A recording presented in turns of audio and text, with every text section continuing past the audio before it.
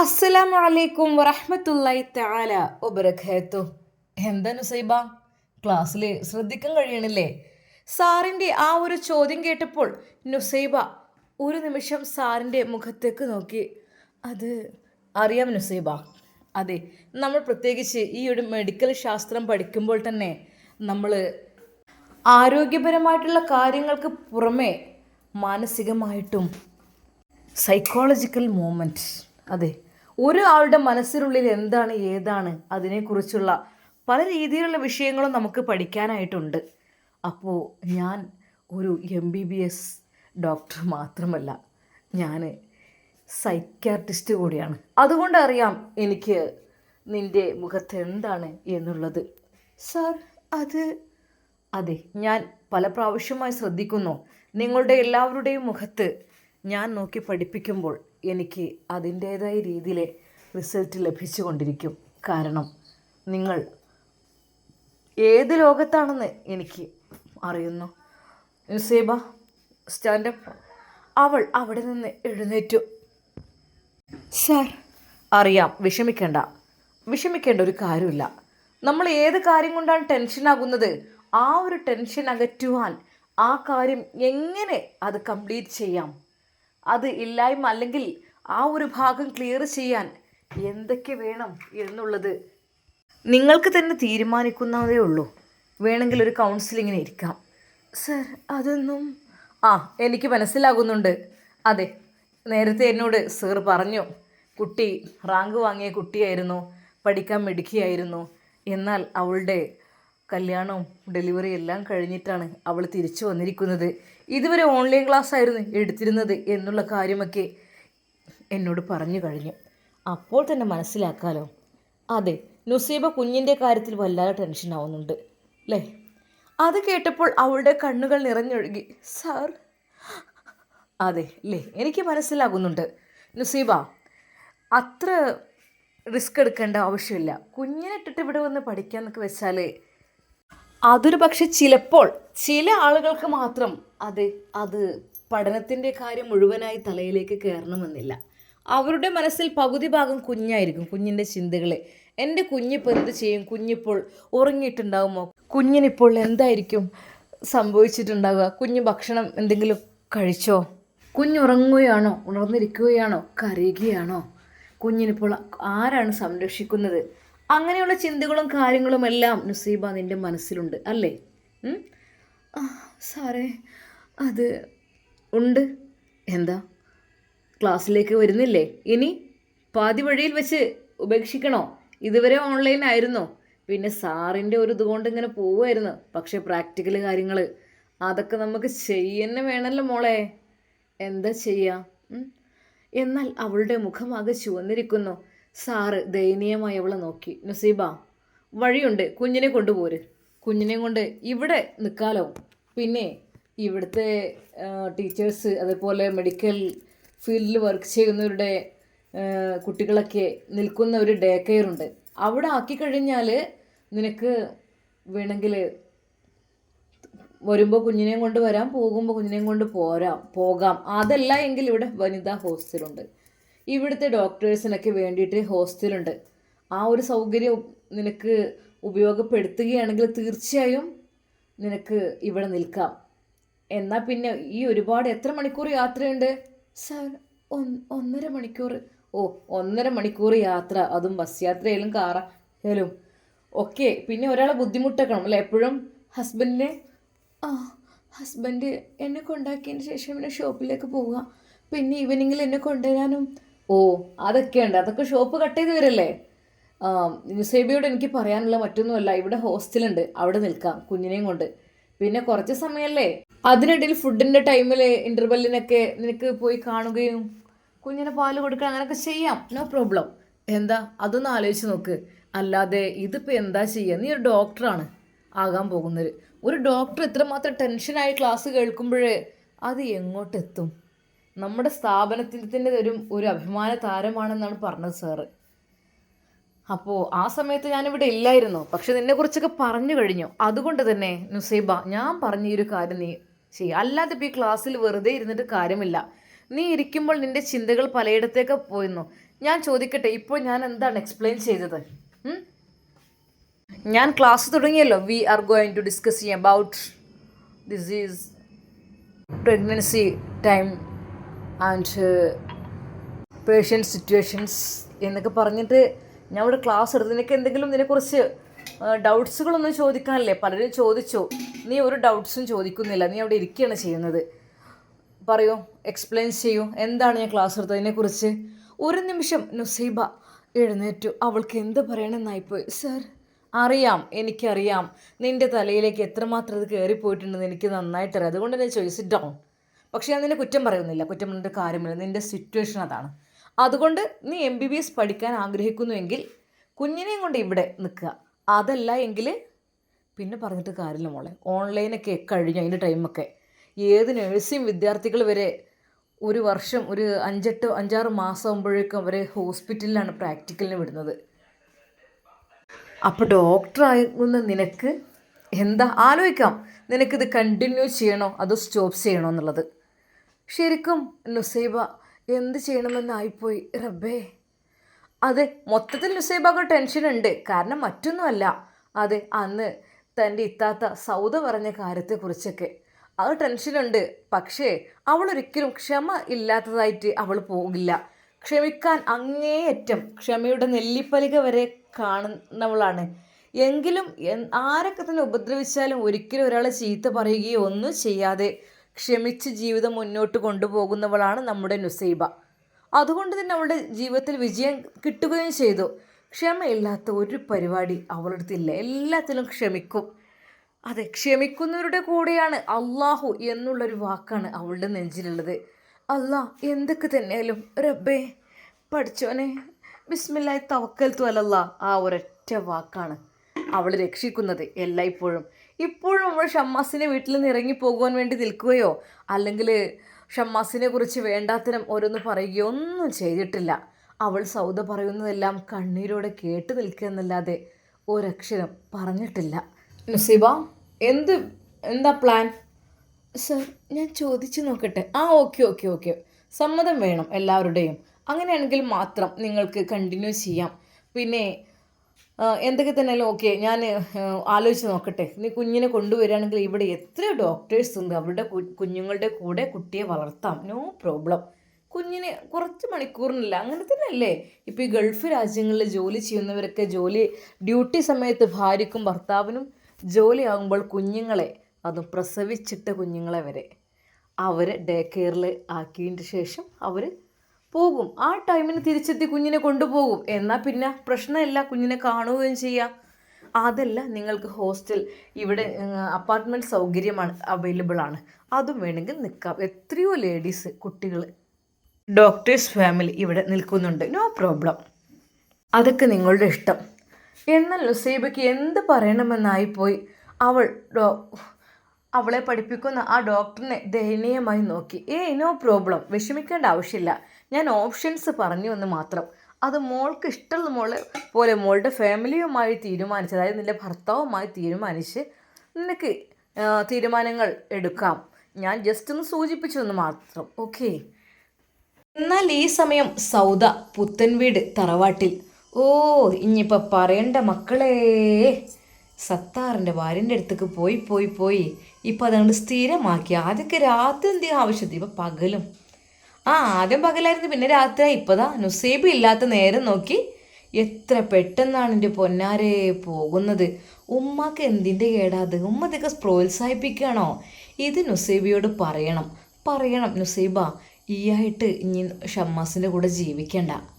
ഓനൊക്കെ വേറെ സെറ്റപ്പ് ഉണ്ട്, അതുകൊണ്ട് ഒരിക്കൽ പോലും ഇനി അവൻ്റെ കൂടെ ജീവിക്കരുത് എന്ന് തന്നെ പറയണം. അതാണ് വേണ്ടത്. കാരണം ആ പൊട്ടത്തി പെണ്ണിനോട് എത്ര പറഞ്ഞിട്ടും നോ പ്രോബ്ലം. അവൾ പറയാണ്, അവളൊന്നും പറയണ പോലും ഇല്ല.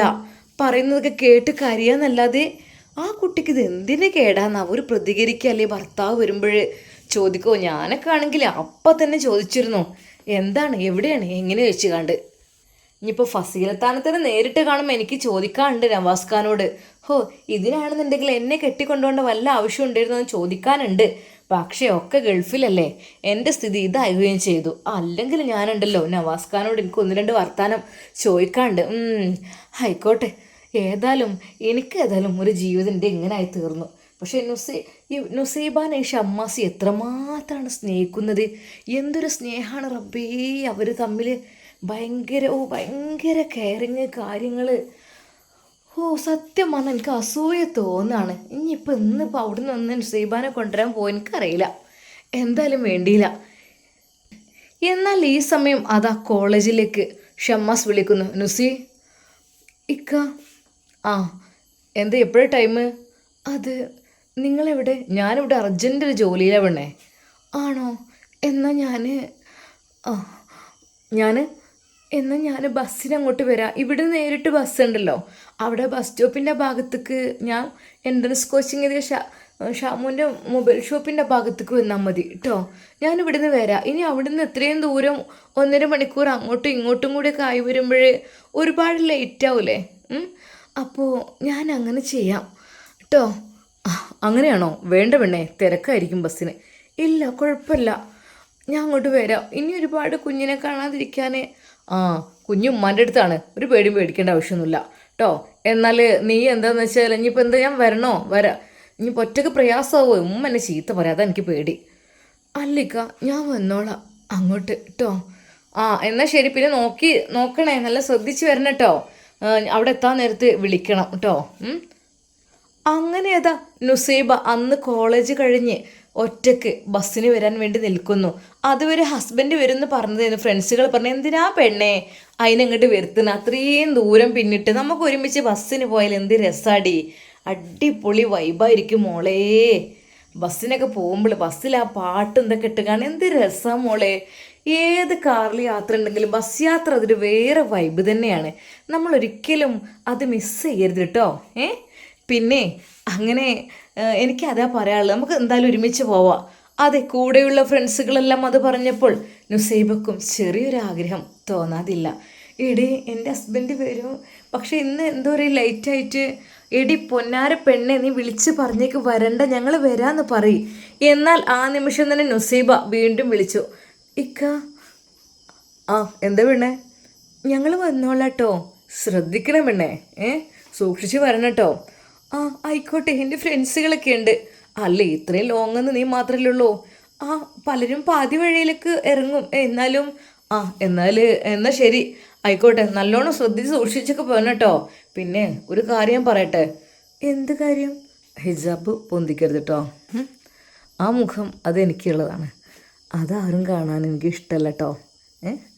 അത് പുറത്തുള്ള നിൻ്റെ അധ്യാപകരുടെ മുമ്പിൽ, മാതാപിതാക്കളുടെ മുമ്പിലൊക്കെ. പക്ഷേ ബസ്സിലേക്ക് കയറുമ്പോഴേ അത് പ്രത്യേകമായിട്ടൊന്ന് താഴ്ത്തിയിടണം കേട്ടോ. ഹിജാബ് അതൊരിക്കലും മറക്കരുത്. ഇല്ലിക്ക, ഞാനങ്ങനെ ചെയ്യോ? അല്ല, നീ ചെയ്യില്ല, ജസ്റ്റ് ഒന്ന് പറഞ്ഞെന്ന് മാത്രം. എന്നാൽ ഷമ്മാസിനൊരു സമാധാനം ഉണ്ടായിരുന്നില്ല. കാരണം ഷമ്മാസിൻ്റെ മനസ്സിൽ അവളുടെ മുഖം, അവളുടെ സൗന്ദര്യം ആരും ആസ്വദിക്കരുത്, അതെനിക്ക് മാത്രം ഉള്ളതാണെന്നാണ് ഷമ്മാസിൻ്റെ മനസ്സിനുള്ളിലെ ആഗ്രഹം. എന്നാൽ അത് കേട്ടപ്പോൾ നുസൈബക്ക് അല്പം സന്തോഷമാണ് തോന്നിയത്. അല്ലാ, എൻ്റെ ഭർത്താവ് അങ്ങനെയാണല്ലോ പറയുന്നത്, എൻ്റെ ഭർത്താവിന് മാത്രമാണല്ലോ അത് അവകാശപ്പെട്ടത്. എന്നാൽ അവൾക്ക് സന്തോഷമാണ് ആയത്. അങ്ങനെ അതാ കൂട്ടുകാരികളോടൊപ്പം നുസൈബ ഹോസ്പിറ്റലിൽ നിന്ന് ഇറങ്ങുന്നു. എടി പിന്നെ ദൂരെയുള്ളവരൊക്കെ ഇവിടെ ഹോസ്റ്റലിലൊക്കെ നിൽക്കുന്നുണ്ട് പറഞ്ഞു. ഇവിടെ ഫ്ലാറ്റുകളും കാര്യങ്ങളൊക്കെ ഉണ്ട്. അപ്പോൾ നിനക്ക് 1.5 മണിക്കൂറൊക്കെ, പിന്നെ നിൻ്റെ കുഞ്ഞിനെ വിട്ടിട്ട് പോരുന്നതൊക്കെ നിനക്ക് ഒരു കുറച്ച് സങ്കടമല്ലേ? വേണമെങ്കിൽ ഇവിടെ നിൽക്കുക, ഇവിടെ ആരൊക്കെയാണ് നിൽക്കുന്നുണ്ട്, ഡോക്ടേഴ്സൊക്കെ ഉണ്ട് കേട്ടോ. വേണമെങ്കിൽ ആവാം. അതെ, കൂട്ടുകാരികളോടൊപ്പം ബസ് കാത്തു നിൽക്കുകയാണ് നമ്മുടെ നുസൈബ.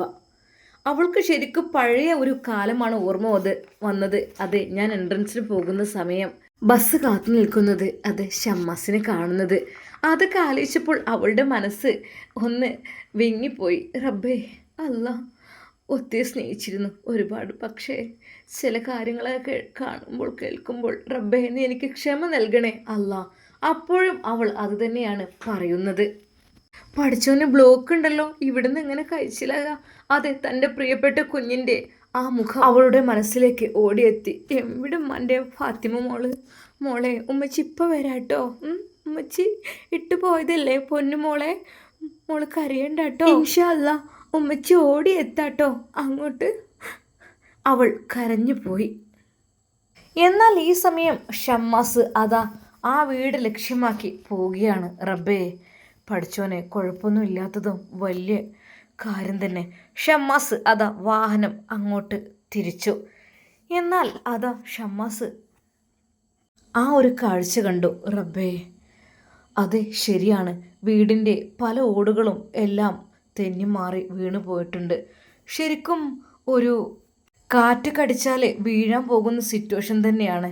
റബ്ബേ, അതെ പഴയ കാലത്തെ തള്ളപ്പര എന്ന് പറയുന്നത്. ഇതൊക്കെ സത്യം പറഞ്ഞാൽ ഇതൊക്കെ റഹ്മാനെ ഇനി ഒരിക്കൽ പോലും നമുക്ക് കാണാൻ കഴിയാത്ത കാര്യങ്ങളാണ്. കാരണം ഇതുകൊണ്ട് തന്നെയാണ് നുസൈബയുടെ ഉപ്പ പറയുന്നത്, എനിക്ക് ഈ വീട്ടിൽ നിന്ന് അങ്ങോട്ട് പോകാൻ തോന്നില്ല. കാരണം ഒരു കാലത്ത് അധ്വാനിച്ച് കഷ്ടപ്പെട്ടുണ്ടാക്കിയ വീടാണ്, അതൊഴിച്ചു പോരാൻ പലർക്കും ഇഷ്ടമുണ്ടാവില്ല.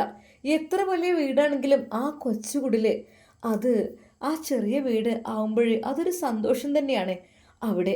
അതുകൊണ്ട് തന്നെ ഉപ്പാക്ക് തിരിച്ച് വീട്ടിലേക്ക് പോകണമെന്നുള്ള ആഗ്രഹം തന്നെയായിരുന്നു.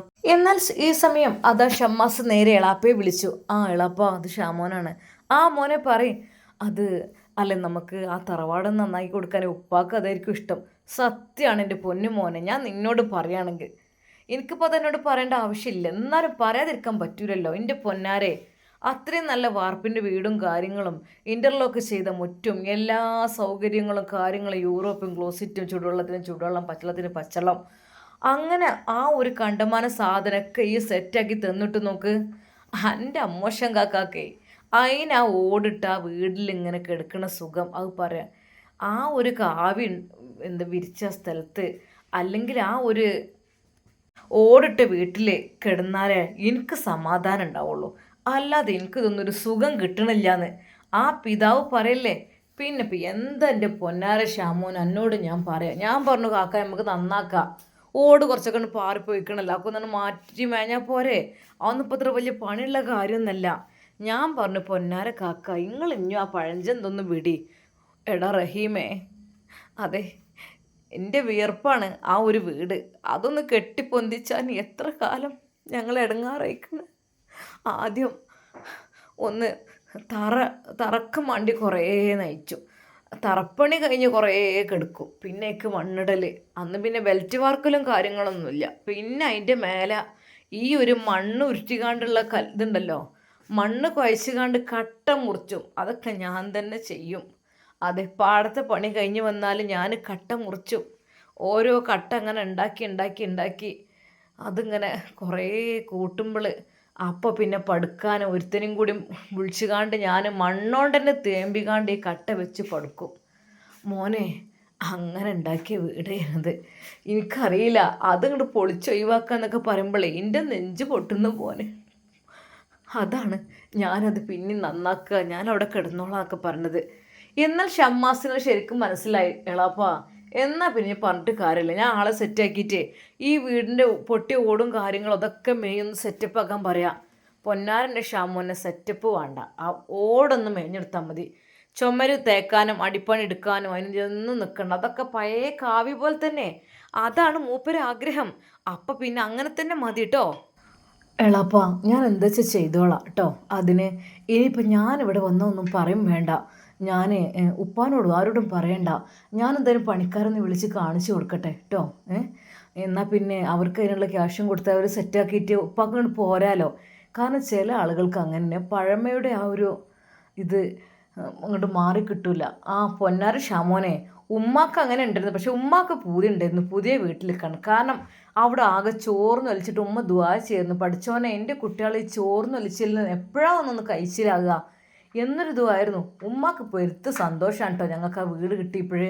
ആ പഴയ വീടൊക്കെയാണ് പൊളിച്ച് ഒഴിവാക്കിയപ്പോൾ തന്നെ സമാധാനം. ഈ എപ്പോഴും കണ്ണുനീരും പട്ടിണിയും പരിഭവമായിരുന്നു ഷാമോനെ. അതിൻ്റെ ഉള്ളിൽ നിന്ന് കഴിച്ചിലായപ്പോൾ അൽഹംദുലില്ലാ വല്ലാത്തൊരു സന്തോഷമാണ് ഞങ്ങൾക്ക് ഇവിടെ ഉള്ളത്. എന്നാൽ ഇക്കാക്കാക്ക് എപ്പോഴും ഇഷ്ടം ആ ഓടിട്ട വീട് തന്നെയാണ്. മൂപ്പര റൂമും മൂപ്പര ഒരു ബെഡും ആ ഒരു ജനാലയും ആ ഒരു അലമാരിയും അതൊക്കെ കാണുമ്പോഴേ മൂപ്പർക്ക് വല്ലാത്തൊരു സന്തോഷം തോന്നുകയാണ്. അപ്പോൾ പിന്നെ അതെന്താ വെച്ചാൽ ചെയ്യുക കേട്ടോ. അല്ലേ ഷമ്മുനെ ഞാൻ തന്നെ നോക്കട്ടെ, എളപ്പങ്ങളൊന്നും അറിയണ്ട. എന്നാൽ ആ നിമിഷം തന്നെ അതാ ഷമ്മാസ് അതാ പണിക്കാർക്ക് വിളിക്കുന്നു. തൊട്ടടുത്തുള്ള അവർ ഓടിയെത്തി. ഇത് ഇത് കുറച്ച് ഓടൊക്കെ പോയിട്ടുണ്ടല്ലോ, അതൊക്കെ ഒന്ന് മാറ്റേണ്ടി വരും. പിന്നെ വേറെന്തെങ്കിലും ചുമരൊക്കെ അതുപോലെ നിലനിർത്തണമെന്നാണ്. മണ്ണാണത്രേ. ഈ മണ്ണൊക്കെ ഏത് നിമിഷവും അല്ല ഇത്രയും കാലം ജീവിച്ചില്ല, പിന്നെ നല്ല കാറ്റടിച്ചുകൊണ്ടാണ് ഓടൊക്കെ അങ്ങനെ സംഭവിച്ചത്. അതുകൊണ്ട് പ്രശ്നമൊന്നുമില്ല. അപ്പോൾ എന്തൊക്കെ തന്നെയായാലും നിങ്ങൾ ഇതിന് ഓടൊക്കെ ഒന്ന് പൊട്ടിയതൊക്കെ ഒന്ന് മാറ്റി ഒന്ന് സെറ്റപ്പായി കൊടുക്കണം. ഒന്ന് സിമെൻ്റ് ഒക്കെ ഇട്ടെടുത്തോളേ. എന്നാൽ പിന്നെ ഒന്നും കൂടി നല്ലൊന്നും അമർന്ന് നിന്നോളൂ. ആയിക്കോട്ടെ, നോ പ്രോബ്ലം. ഒന്നും ഇതാക്കേണ്ട ആവശ്യമില്ല, ആയിക്കോട്ടെ. അങ്ങനെ അതാ ആ വീടിൻ്റെ കാര്യങ്ങളെല്ലാം ഷമ്മാസ് ഏൽപ്പിക്കുകയാണ്. റബ്ബേ, ഇനിയിപ്പോൾ വല്യമ്മാൻ്റെ അടുത്തേക്ക് കണ്ട് പോകേണ്ടി വരും. ഓരോരുത്തേക്ക് ഒന്ന് പോയി വരല്ലേ. ഏതായാലും തൽക്കാലം ഈ കാര്യം അറിയണ്ട. അങ്ങനെ അത് ഷമ്മാസ് നുസൈബയുടെ വീട്ടിലേക്ക് പോകുന്നു. എന്നാൽ എളാമ അവിടെ അടിച്ചു വരിയിരുന്നു. അല്ലാ പഠിച്ചന് ഷാമോന്, ഇത്ത ഷാമോൻ വരുന്നുണ്ട്. ആണോ തന്നെ? എന്നാൽ നുസൈബയുടെ ഒപ്പം എൻ്റെ കുട്ടി വരുന്നുണ്ട്. റബ്ബേ, എൻ്റെ കുട്ടീനെ കാണുമ്പോഴേ ഒരു സമാധാനമാണ്. എന്നാൽ വല്യമ്മയോട് നേരെ അതാ ഉപ്പ പോയി പറഞ്ഞു, ഉമ്മ നിങ്ങളെ കുട്ടി വരുന്നുണ്ട് കേട്ടോ, നിങ്ങളെ പേരക്കുട്ടിമാരും വരുന്നുണ്ട്. എൻ്റെ കുട്ടി വരുന്നുണ്ടാ? എവിടെ എൻ്റെ കുട്ടി? എനിക്കൊന്ന് കാണണം എൻ്റെ കുട്ടീനെ. മോനെ. ഉമ്മ അസ്സലാമു അലൈക്കും. വലൈക്കും അസ്സലാം. ആ മോനെ ഇരിക്ക്. എവിടെ വല്യമ്മ? അസ്സലാമു അലൈക്കും. വലൈക്കും അസ്സലാം വറഹ്മത്തുള്ളാ. കുട്ടിയെ അന്നെ ഇടയ്ക്കൊന്ന് കാണാഞ്ഞാൽ പൊറുതിയോടാണ്. വല്ലാത്തൊരു പൂതിയാണ് കുട്ടി എന്നെ കാണുമ്പോൾ. ഞാൻ ബലോട് ഇങ്ങനെ ചോദിച്ചു, താമോൻ വന്നോ. ശരിക്കും അത് കേട്ട് അവരെല്ലാവരും ചിരിച്ചു. താമോനല്ലമ്മ, ഷാമോനാണ്. എനിക്കിപ്പോൾ പണ്ടത്തെ മാതിരി തൊള്ളി പൊല്ലൊന്നുമില്ല. ഷാ ഒന്നും പറഞ്ഞല്ലോ ഇപ്പോൾ.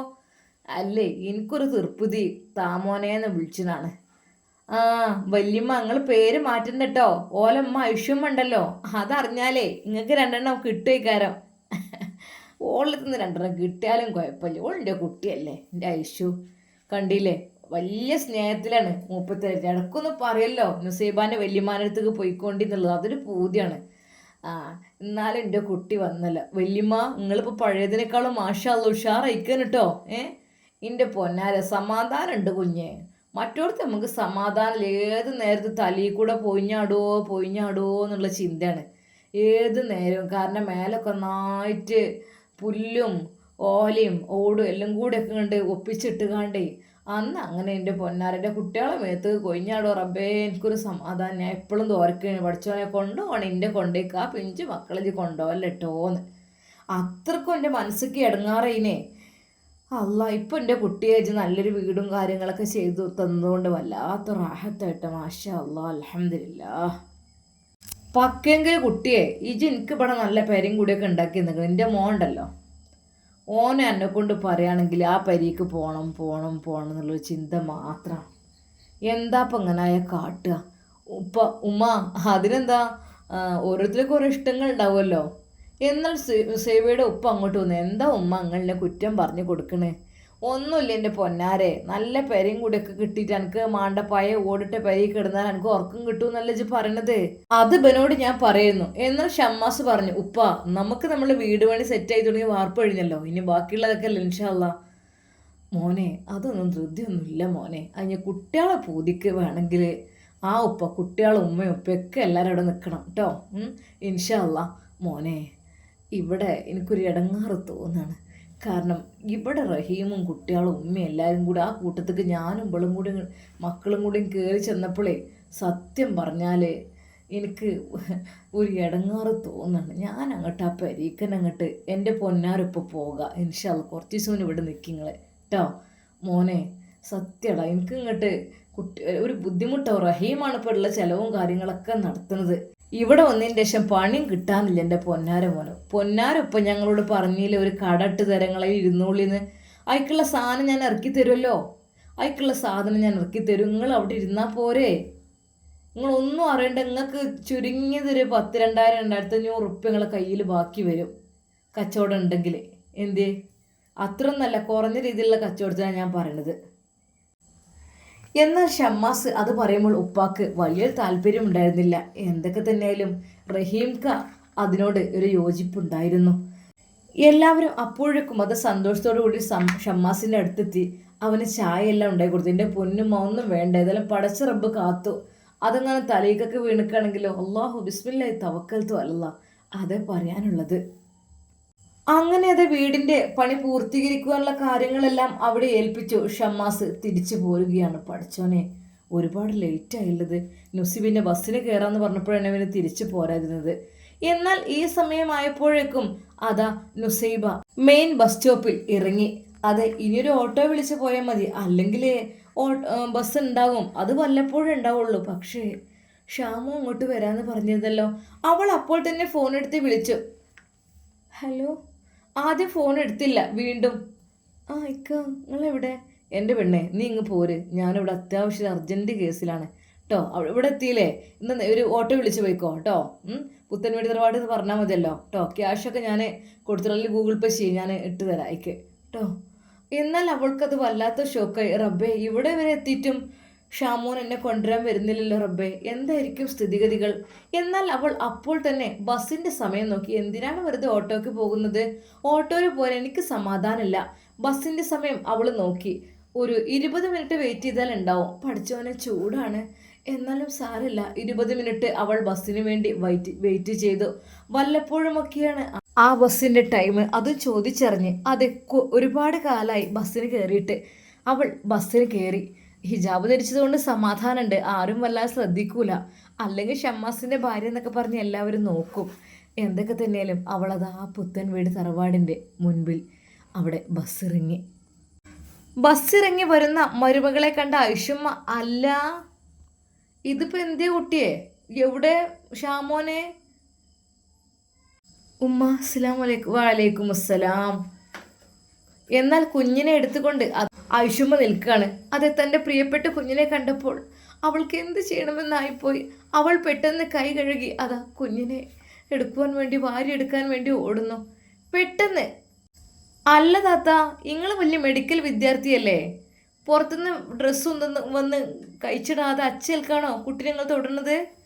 ശരിക്കും നുസൈബ് ഒന്ന് ഞെട്ടിപ്പോയി. റബ്ബേ, കൊതി കൊണ്ടാണ് തൻ്റെ പ്രിയപ്പെട്ട കുഞ്ഞിനെ. പക്ഷെ കൈ കഴുകിയൊക്കെ ചെയ്തിരുന്നു. പൊന്നാര താത്ത, എത്രങ്ങാനും അണുക്കളുണ്ടാവും, നിങ്ങൾക്ക് തീരെ വിവരം ബുദ്ധിയില്ലേ? ഇത്ര ബുദ്ധി കുറവുള്ളവരാണോ ഡോക്ടർ ആകുന്നത്? എന്നാൽ ഐഷുമ്മയുടെ മുഖവും വല്ലാതായി. മോളൊന്ന് മാറ്റിയിട്ട് പോരി കേട്ടോ. അപ്പോൾ തന്നെ നുസൈബ തൻ്റെ പ്രിയപ്പെട്ട കുഞ്ഞിനെ ഒന്ന് നോക്കി. അവൾ പെട്ടെന്ന് ഡ്രസ്സ് മാറി. അതേ, അതിനെടുക്കാനൊന്നും നോക്കില്ല നിങ്ങൾ. അതെ, അവിടെ ആ കട്ടിലിൻ്റെ അരികിൽ നവാസിൻ്റെ കുഞ്ഞിനെ കെടുത്തിയിരുന്നു. നുസൈബയോട് അപ്പോൾ തന്നെ അതിൻ്റെ അടുത്തേക്ക് പോയില്ലേട്ടോ, നിങ്ങളെ മേത്ത് എത്ര അണുക്കളും കാര്യങ്ങളും ഉണ്ടാവുന്നോ? എന്നാൽ നുസൈബ പെട്ടെന്ന് ഫ്രഷായി. റബ്ബേ, മുലകളിൽ പാലുകൾ നിറഞ്ഞിരിക്കുന്നു, തൻ്റെ പ്രിയപ്പെട്ട കുഞ്ഞിനൊന്ന് മതി വരുവോളം കൊടുക്കണമല്ലോ റബ്ബേ. അവൾ ഡ്രസ്സെല്ലാം യൂണിഫോം എല്ലാം അഴിച്ചു മാറ്റി നന്നായിട്ട് ഒന്ന് കുളിച്ചു. പെട്ടെന്ന് നിസ്കരിക്കാൻ നിൽക്കുമ്പോൾ റബ്ബേ, എൻ്റെ കുഞ്ഞിനൊന്ന് വാങ്ങട്ടെ. അവൾ നേരെ അങ്ങോട്ടെത്തി. ഉമ്മ, ഇതാ നല്ല കുട്ടിട്ടോ, ഞാൻ കരഞ്ഞിട്ടൊന്നുമില്ല, മാഷാ അല്ലാ, എൻ്റെ പൊന്നു മോളാണ്, നല്ലോണം പള്ളറച്ചത് മോലെടുക്ക്, 2 മുലി മാറി മാറാണ് കൊടുത്തോട് കേട്ടോ. നല്ലോണം ഉറങ്ങട്ടെ, ഉറക്കൊന്നും ശരിയായിട്ടില്ല, അതാണ് പിന്നെ നല്ലോണം കൊടുക്ക്. അപ്പോൾ അതിനുമ്മ എനിക്ക് എന്തെങ്കിലും ഉണ്ടാക്കി തരാം. അപ്പോഴേക്കും അതാ ഉമ്മ നേരെ അടുക്കളയിലേക്ക് എത്തി. പാലുണ്ടായിരുന്നു നല്ല കട്ടിയുള്ള, അത് കാച്ചിയിട്ട് അതിലേക്ക് കുറച്ച് ഹോർലിക്സ് പൊടി അങ്ങോട്ട് ഇട്ടിട്ട് കുറച്ച് പഞ്ചസാരയും ചേർത്ത് നല്ലോണം അങ്ങോട്ട് ഇളക്കി. മോളെ എന്താണ് കുടിച്ചാണേ, ദാഹത്തിന് നല്ല ബിസ്മില്ലാഹിർ റഹ്മാനിർ റഹീം. നമ്മളെ കുട്ടികൾക്ക് പാല് കൊടുക്കുമ്പോൾ വെള്ളം കുടിച്ചാൽ നല്ലോണം പാലുണ്ടാവും, അപ്പോൾ നല്ലോണം അങ്ങോട്ട് ഇറങ്ങും എന്നൊക്കെ പറഞ്ഞിട്ടേക്കണ്. അള്ളാഹു ആലോ. ഉമ്മ, അതൊക്കെ ഞാൻ അവിടെ വന്ന് എൻ്റെ പൊന്നാര കുട്ടി ഇത് കുടിച്ചാണേ. ഐഷുമ്മ സ്നേഹത്തോടെ അവൾക്ക് നേരെ അതാ ആ ഒരു ഗ്ലാസ് നീട്ടുന്നു. അവളുടെ കണ്ണുകൾ നിറഞ്ഞു. ബിസ്മില്ലാഹിർ റഹ്മാനിർ റഹീം. അതെ, ഉമ്മ ഉണ്ടാക്കി തന്ന ആ ടേസ്റ്റുള്ള ഹോർലിക്സ് വലിയൊരു ഗ്ലാസ് അവൾ കുടിച്ചപ്പോൾ അവൾക്ക് വല്ലാത്തൊരാശ്വാസം. എന്നാൽ തൻ്റെ പ്രിയപ്പെട്ട കുഞ്ഞ് അതാ മുല നല്ല രീതിയിൽ വലിച്ചെമ്പി കുടിക്കുന്നുണ്ട്. പഠിച്ചവനെ പാവം വിഷന്നിട്ടുണ്ടാവും. അള്ളാഹു ഇതിൽ എത്രമാത്രം ഉണ്ടെന്നൊരു കണക്കുമില്ലല്ലോ, മേലായ റബ്ബിനേ ഉള്ളൂ. നമ്മളൊരു ഗ്ലാസ് കണക്കാക്കി നമുക്കൊരു ചായ വെള്ളം കൊടുത്തവരൊരു കണക്കുണ്ട്. പക്ഷേ ആ മുലയിൽ എത്രമാത്രം പാലാണ് അള്ളാഹു ഇറക്കണമെന്ന് നമുക്ക് അറിയില്ല. റബ്ബേ, അള്ളാഹുവേ റഹ്മാനേ. എന്നാൽ അതാ നുസൈബയുടെ സ്ഥലങ്ങൾ പതുക്കെ കടിച്ചുകൊണ്ട് ആ കുഞ്ഞുമോൾ അതാ ഉമ്മച്ചിയുടെ മുഖത്തേക്ക് നോക്കുന്നു. ആ എന്താ കുട്ടി കാണിക്കുന്നത്?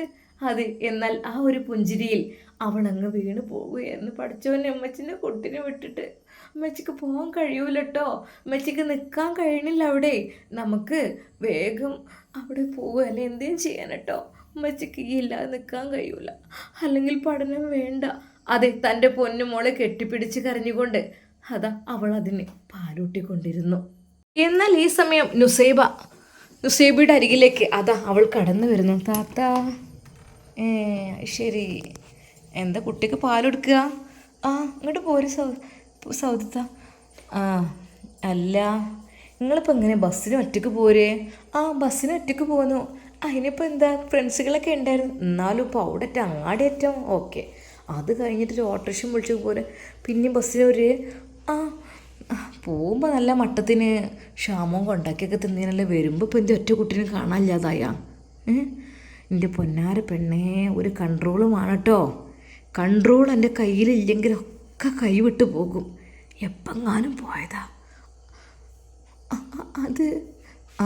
എൻ്റെ പുതിയാപ്പിള ഷാമോന് എപ്പെങ്ങാനും പോയതാ ഓരടുത്തേക്ക്, ഇപ്പോഴും വന്നിട്ടില്ല. ഞാൻ അമ്മാനോട് പറഞ്ഞപ്പോൾ പറയണേ അവിടെ എന്തെങ്കിലുമൊക്കെ പണിയും കാര്യങ്ങളും ഇതൊക്കെ ഉണ്ടെങ്കിൽ കൈക്കൊന്ന് കൂടി കൊടുക്കാനൊക്കെ കാരം. നല്ലോണം കരുതിക്കോ. എൻ്റെ ക്ഷമ ചേർന്ന് നിൽക്കണ്ട. പിന്നെ പുടുത്തം വിട്ടിട്ട് പറഞ്ഞിട്ട് കാര്യം ഉണ്ടാവില്ല, മനസ്സിലായല്ലോ? നല്ല ഒന്ന് ശ്രദ്ധിച്ചോണ്ടി. കുറച്ച് കഴിഞ്ഞാൽ വരുമല്ലോ, വരുമ്പോൾ കാണാം. പോലെ ഒരാളാക്കി നിർത്തിക്കണ്, അതങ്ങനെ വിട്ട് കൊടുക്കരുതിട്ടാ. ഇജ്ജ് പറഞ്ഞോണ്ടി, എനിക്ക് താല്പര്യമില്ല ഇതിനെ.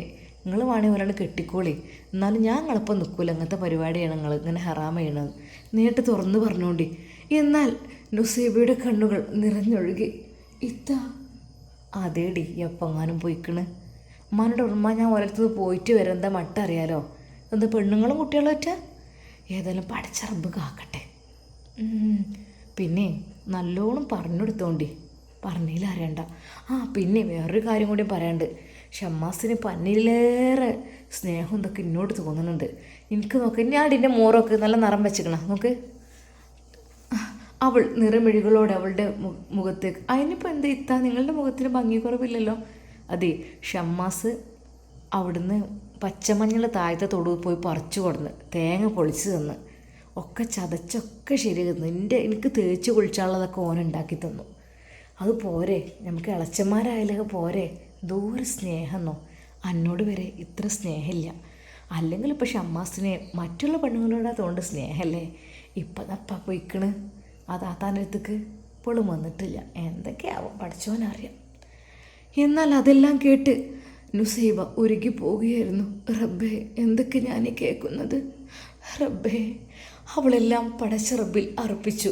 അപ്പോഴും ഇൻഷാ അല്ലാഹ് നമുക്കിതിൻ്റെ ബാക്കി ഭാഗം നാളെ കാണാം.